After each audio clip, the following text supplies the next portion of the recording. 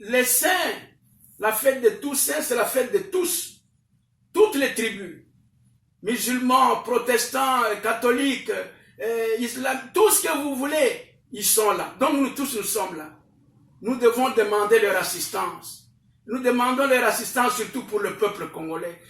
Trop c'est trop, c'est exagéré.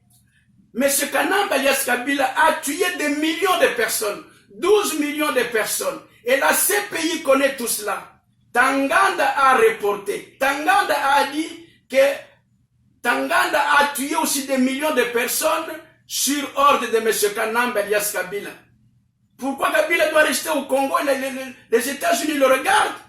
Pourquoi Kanamba doit rester tranquille et la France, la Chine, la Russie, le Canada sont en train de le regarder? En tout cas, au nom de Dieu, moi je vais demander le tribunal contre Kanamba. Et je demande à toutes les bonnes églises, pas seulement les églises du Congo, mais les églises d'Afrique et toutes les églises du monde, de pouvoir m'assister pour que ce monsieur-là réponde au mal qu'il a fait. 12 millions de personnes. Ça signifie que le Gabon n'existe plus. Ça signifie que le Cameroun n'existe plus. Ça signifie que le Centrafrique n'existe plus. C'est-à-dire, il a tué des millions de personnes et on le garde. Pour quelle raison? Pour quelle raison? Osama Ben Laden qui a tué 3000 personnes, on l'a tué. Mais pourquoi on garde Kanamba est en train de faire souffrir les Congolais? Dans sa maison là où il est, dans le lieu où il habite, Kingakati est devenu un centre de concentration.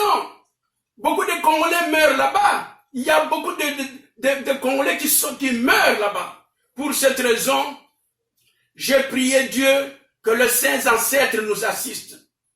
Que le saint que nous avons fêté hier et que nous fêtons l'octave aujourd'hui, assiste le peuple congolais, nous assiste. Moi, en tant qu'évêque, je les invoque, je les invite qu'ils viennent nous assister pour que M. Kanamba Alias Kabila soit traduit à la justice.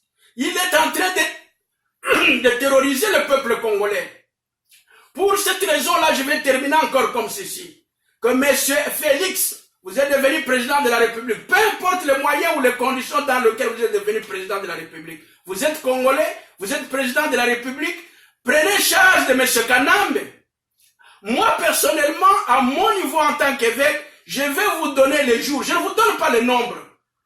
Je vous donne le nombre je ne vais pas vous donner le nombre de jours, mais je vais calculer moi-même. Si ces jours-là passent et que vous ne faites rien, c'est-à-dire vous laissez le lion dans le bercail du Congo pour qu'il puisse terminer tous les Congolais, alors vous et lui, je vous mettrai devant le tribunal. Faites de sorte que ce monsieur-là, voilà, il est en train de chercher de revenir au pouvoir. Mais c'est quel courage! Après avoir commis des crimes et des crimes, pas seulement des crimes humains, mais des crimes économiques. Combien de milliards qu'il a pris du Congo, et le Congo est pauvre aujourd'hui. Plus de 645 000 milliards qui se trouvent entre ses mains, qui se trouvent dans d'autres banques. Tout ça, c'est l'argent du Congo. Et je prie Dieu que la justice se fasse. Alors, pour terminer, je demande à toutes les bonnes églises, du Congo d'abord, et de l'Afrique et du monde. Je demande à tous les avocats du Congo d'abord, de l'Afrique et du monde, de pouvoir m'assister pour que M. Kanamba Alias Kabila puisse être traduit au tribunal. Qu'il soit en justice, parce qu'il est en train de commettre la vie du peuple congolais n'est plus... La vie n'a plus de sens. Au Congo, la vie n'a plus de sens à cause de lui. Et qu'il y ait une enquête dans la concession qu'il habite aujourd'hui. Les gens sont en train de mourir. Nous avons beaucoup de preuves.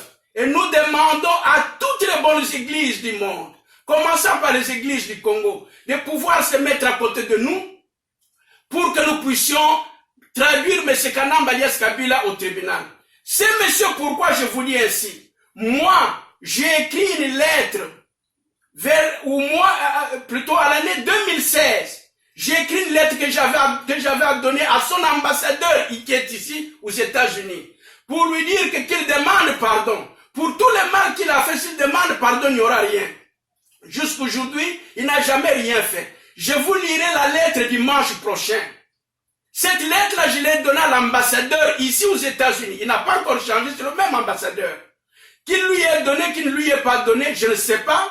Mais je vous lirai la lettre pour vous dire que je lui ai demandé que le mal qu'il a commis, qu'il doit demander pardon. Il ne l'a pas fait et il continue à revenir pour qu'il puisse continuer à massacrer encore le peuple congolais et occuper le Congo au nom du Rwanda. C'est inacceptable. Devant Dieu, c'est inacceptable. Je me mettrai devant M. Trump.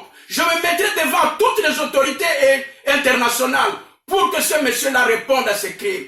Et je le dis au nom du Christ notre Seigneur. Amen. Amen.